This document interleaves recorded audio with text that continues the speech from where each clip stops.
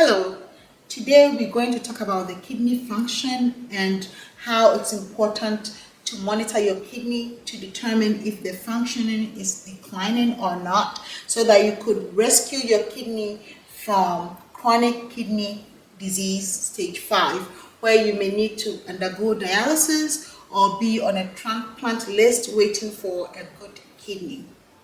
Our kidney is very important because it's responsible for maintaining balance in our body, whether it's water balance, whether it's electrolyte balance. The sieve of our kidney, which is the filtration system, has a lot of sensors. It senses when our blood volume goes down, and the kidney helps us get back to where we need to be. Also, the kidney works as a sponge or a foam where it reabsorbs selectively what our body needs. Therefore, don't take your kidney for granted. It's important that you monitor your kidney output. On an average, an individual is supposed to make about 90 milliliters of urine every minute. Not all the urine we make comes out as urine. Of course, some is reabsorbed into our body. And for an average adult, you should have at least 25 to 30 milliliters of urine output every hour if you pee based on that cadence. At least in 6 hours, you should have emptied your bladder.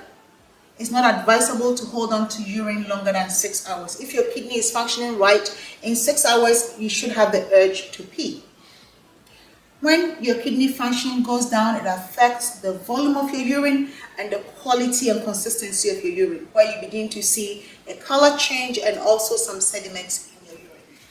Our kidney is responsible for filtration and reabsorption of nutrients the body needs. The kidney is so selective in sensing what the body needs and reabsorbing it from the urine back into the body. When the kidney senses that we have too much fluids in our body, it helps us get rid of them by producing more urine. The average person is supposed to have about 90 milliliters of urine produced in a minute. So 90 ml of urine per minute. Of course, not all that urine comes out whenever you urinate. The body holds on to some, and while we are urinating, there is also reabsorption of electrolytes and water from our urine constantly. Therefore, on an average, a normal or average person, that is an adult, should have about 25 to 30 milliliters of urine output every time they urinate, if they urinate hourly. So in an hour, if you're a person that likes to urinate every hour and you have your bladder controlled in such a way and you don't have any other disease process going on, there should be at least 25 milliliters of urine output every time you urinate. In a day, it's estimated to be about 800 to 1200 milliliters of urine per day. If you put all the urine or pees you pee throughout the day together, it should be at least 800 milliliters of urine in 24-hour period. But obviously, the way we pee varies, and the way we've trained our bladder to relax and urinate varies. But at every point in time, if you urinate every hour, it should be about 25 milliliters. So add it up, depending on how many times you urinate in a day. At least you should have about 800 milliliters of urine output in 24 hours. But like I said before, not all the urine the kidney makes comes out. Some is reabsorbed and some is held on in the body. The stages of kidney disease or kidney damage. So you can't just start from 1 and end up to 5 just like that and end up on dialysis. Kidney damages in stages, and if you pay attention, you could arrest it before it gets to stage 5, where you may require dialysis or may end up losing your life. So I think knowing the stages is very critical in helping you rescue your kidney from failure. The first stage is stage 1. Okay, stage 1. Stage 1 is still considered a kidney disease, even though you may be putting out adequate urine per minute. Remember, at least your kidney should be making about 90 milliliters of urine per minute. And in stage 1, you may still be meeting that goal. The color of your urine may be good to the sight, but maybe under the microscope, you may have some blood in it, you may have some other things in it that is not available to the naked eye. So we may say you have chronic kidney disease stage 1, and everything is still doing good, you're functioning okay. Stage 1 could be because you have a urinary tract infection that you are still taking medications to cure, and it's affecting you but not impacting you significantly because your urine output is still good and meeting where it should be.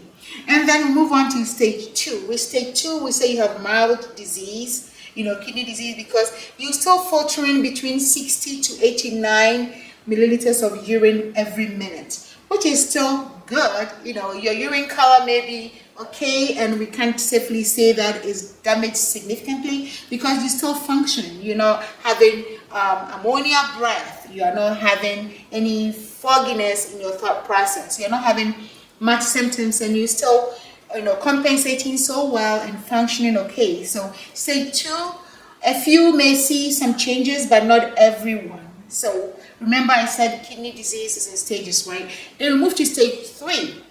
Chronic kidney disease stage 3, there are 2 types of stage 3. We have stage 3A and stage 3B. For stage 3A, your kidney function may be 45 to 59 milliliters per minute. You're still filtering urine.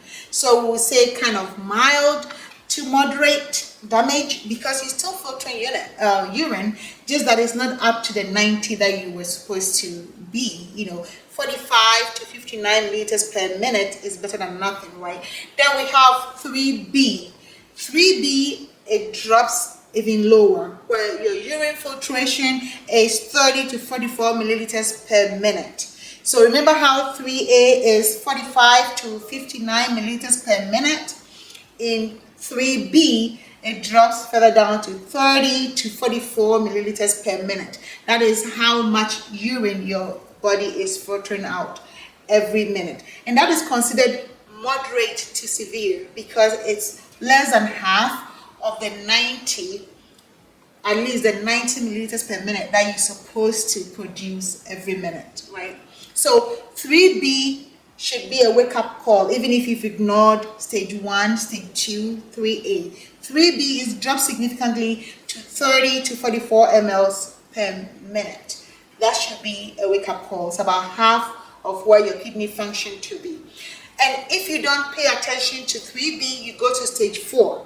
Stage 4, it declines significantly to 15 to 29 milliliters per minute. That is how much urine you're making out. So it's dropped significantly to 15 to 29 milliliters per minute. And at that point, you can say your kidney is severely damaged.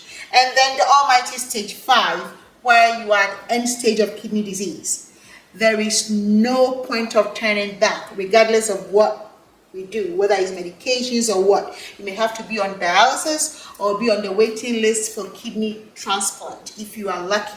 So do not ignore your kidney. Do not ignore the signs. Pay attention to the urine that comes out of your body and respond appropriately.